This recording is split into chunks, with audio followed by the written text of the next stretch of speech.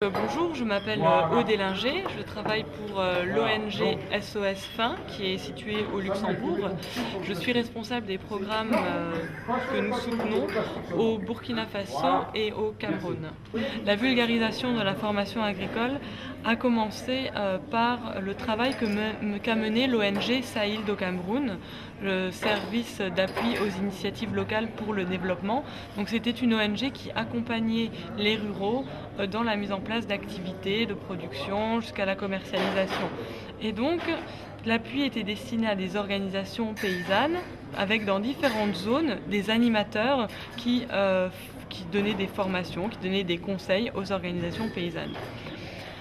Cet appui-là a porté ses fruits, a eu des impacts positifs et l'ONG a cherché à comment faire pour que des gens puissent bénéficier de nos services sans que l'animateur aille directement dans chaque zone, chaque groupement, puisque l'ONG a des moyens limités et ne peut pas envoyer des animateurs dans toutes les zones du Cameroun. Et donc l'idée est venue de créer un journal qui serait distribué sur tout le pays, de manière à pouvoir donner une information technique et même plus générale aux paysans.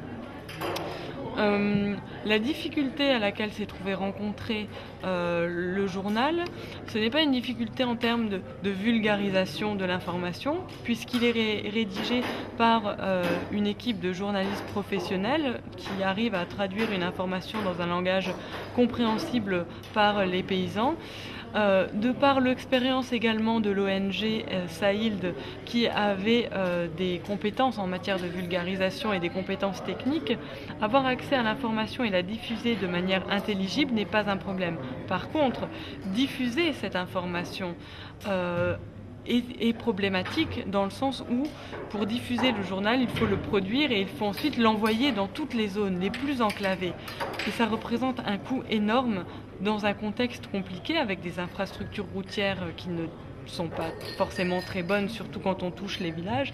Et donc là, l'organisation a de réelles difficultés pour diffuser son journal. Mais est-ce qu'aujourd'hui, puisque le journal il est payant, est-ce que les paysans sont prêts à payer le prix? Alors, on va dire que les paysans sont, comme tous les paysans n'importe où dans le monde, que ce soit en Europe, en Afrique, les paysans sont généralement près de leurs sous.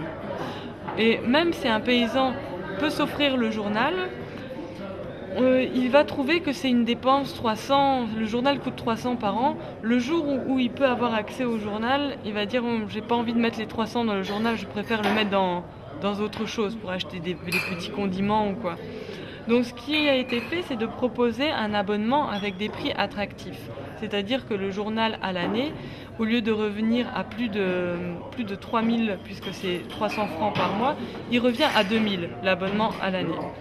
Encore là, c'est difficile pour les paysans de dire d'un coup, je vais donner 2000 en début d'année pour après avoir mes 12 numéros tout au long de l'année. Même si, en discutant avec le paysan, on lui dit, finalement, si vous réfléchissez bien, ça fait pas beaucoup par jour. Mais bon, c'est compliqué. Donc ce qui est fait, c'est qu'on privilégie des abonnements d'abord de groupe. Donc des organisations paysannes qui vont subventionner une partie de l'abonnement, qui vont prendre en charge sur les 2000, disons 1000 subventionnés par l'OP, 1000 qui doit être donné par le paysan qui contribue aussi. Et ensuite on a un abonnement pour un groupe. Et au fur et à mesure que le lecteur voit que c'est quelque chose qui peut lui être utile, il faut que de lui-même il se réabonne. Donc souvent on procède ainsi. D'abord un abonnement de groupe pour tendre vers un abonnement plus individuel.